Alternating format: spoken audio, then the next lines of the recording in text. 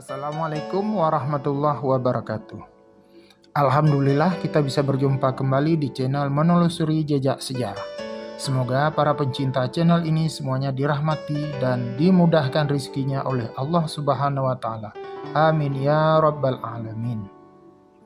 Para pencinta channel Menelusuri Jejak Sejarah, pemilu 2024 yang kita tunggu-tunggu sudah dilaksanakan. Bagaimana hasil akhirnya nanti? Mari kita kawal dan kita pantau bersama. Tentu ada pasangan calon yang menang, juga ada pasangan calon yang kalah. Akibatnya, akan ada pihak yang merasa puas dan ada juga pihak yang merasa tidak puas. Terlepas dari puas atau tidak puas, yang pasti pemilu 2024 memiliki kemiripan dengan pemilu di era Orde Baru. Itu berarti demokrasi di Indonesia yang selama ini sudah dianggap baik oleh masyarakat dunia berarti mengalami kemunduran di era kepemimpinan Presiden Jokowi.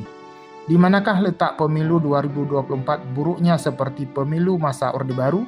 Mari kita simak bersama. Namun sebelum itu, mohon menekan tombol subscribe untuk kemajuan channel ini.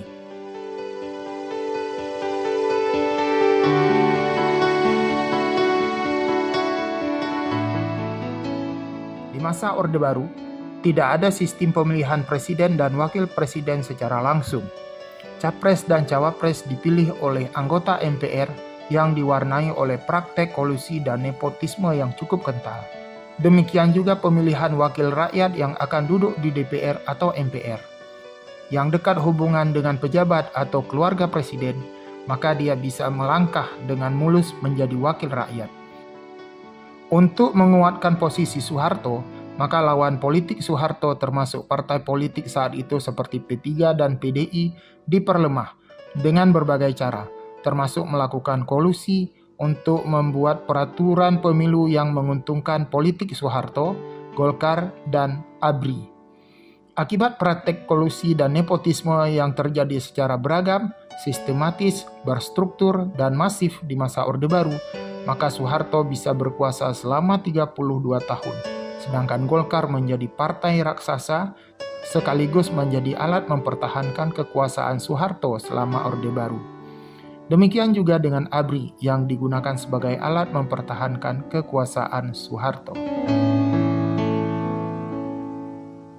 Saat Jokowi berkuasa, dia, keluarga, dan pendukungnya ingin Gibran dan Kaisang juga berkecimpung dalam dunia politik. Dengan begitu, salah satu atau keduanya di suatu saat bisa menjadi pejabat penting seperti kepala daerah bahkan kepala negara. Untuk mencapai rencana tersebut, keduanya harus aktif di partai politik. PDI Perjuangan adalah partai yang membesarkan nama mereka. Ketika Gibran berhasil menjadi wali kota Solo sejak tanggal 26 Februari 2021, tidak bisa dipungkiri, peran PDI Perjuangan sangat besar. Belum habis masa jabatan Gibran sebagai wali kota Solo, dia dipersiapkan menjadi cawapres. Sayang, usia Gibran baru 36 tahun. Sesuai Undang-Undang Pemilu Nomor 7 Tahun 2017, capres dan cawapres minimal berusia 40 tahun. Berarti dari segi usia, Gibran belum memenuhi syarat. Berhentikah sampai di situ? Tentu tidak.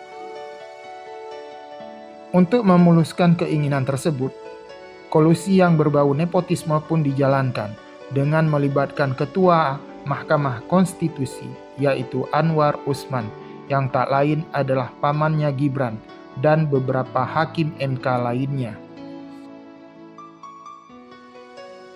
Suasana semakin kisruh ketika Gibran menerima pinangan Golkar dan Gerindra menjadi cawapres untuk pasangan nomor urut 2. Akibatnya, kecaman dari berbagai pihak kepada Gibran dan Anwar Usman tidak dapat dibendung karir Anwar Usman di Mahkamah Konstitusi ditamatkan oleh Majelis Kehormatan MK. Di pihak lain, KPU yang menerima Gibran mendaftar sebagai cawapres juga digugat oleh banyak kalangan, seperti Dewan Kehormatan Penyelenggara Pemilu, karena dianggap juga melanggar kode etik. Gibran yang sejak lama sudah dipersiapkan oleh Jokowi untuk menggantikannya pasca selesai periode kedua, akhirnya dipinang oleh Golkar dan Gerindra untuk menjadi cawapres dari pasangan calon nomor 2. Jokowi sebagai orang tua sangat merestuinya.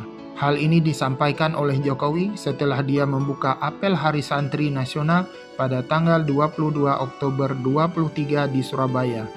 Di kesempatan lain, Jokowi juga menyampaikan akan berkampanye untuk salah satu pasangan calon. Siapa lagi kalau bukan untuk pasangan nomor 2.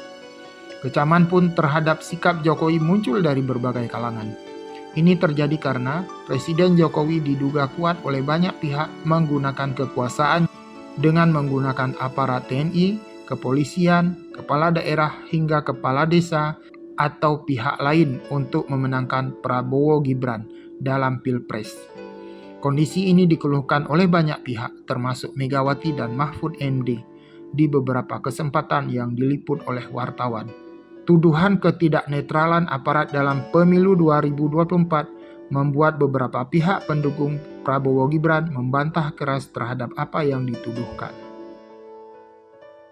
Apa yang dilakukan oleh Jokowi, keluarga dan orang-orang dekatnya ternyata juga pernah dipraktekkan oleh Soeharto, keluarganya, dan orang-orang terdekatnya secara terstruktur dan masif selama 32 tahun.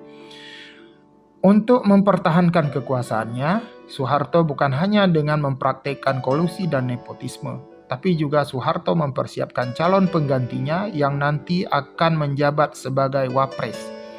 Dia juga secara terang-terangan memihak dan membela Golkar. Di era 1970 hingga menjelang akhir 1990-an, Soeharto menyiapkan calon penggantinya yang berasal dari beberapa temannya yang dianggap setia kepadanya dan mampu menjalankan sistem pemerintahan gaya Orde Baru.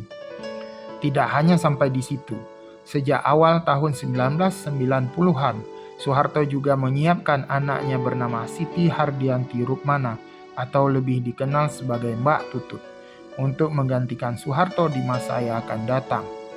Caranya, Mbak Tutut yang berprofesi sebagai pengusaha juga dilibatkan dalam berbagai aktivitas sosial dan politik secara resmi atau tidak resmi.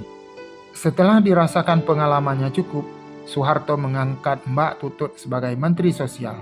Banyak pihak memperkirakan Mbak Tutut akan menggantikan Soeharto pasca pemilu 2002. Tapi sayang, sebelum sempat rencana itu terlaksana, tahun 1998 suasana ekonomi dan politik di Indonesia kacau dan berakhir dengan turunnya Soeharto yang kemudian diganti oleh B.J. Habibie yang juga merupakan orang yang dipersiapkan oleh Soeharto sejak lama.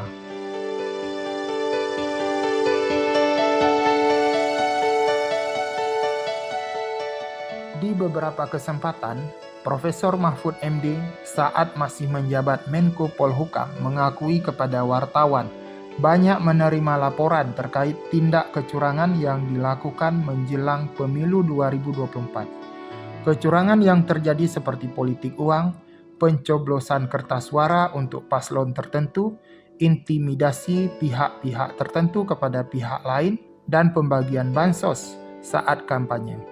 Lucunya, kecurangan ini salah satu pelakunya adalah Presiden Jokowi dan sejumlah menterinya saat berkampanye untuk pasangan Prabowo Gibran. Peristiwa ini disaksikan oleh banyak orang, termasuk wartawan. Tindakan Jokowi yang secara terang-terangan berlaku curang membuat banyak pihak mengecam dan bereaksi keras, termasuk beberapa menterinya. Anehnya, hal ini dibantah oleh pihak yang pro pada pasangan 02. Begitu banyak kecurangan yang terjadi membuat masyarakat yang peduli pemilu dilaksanakan secara jujur, adil, dan damai, membuat mereka menunggu keberanian Bawaslu memberikan sanksi kepada mereka yang melanggar. Namun, sampai pemilu dilaksanakan pada tanggal 14 Februari 2024, belum ada tindakan tegas yang dilakukan oleh Bawaslu.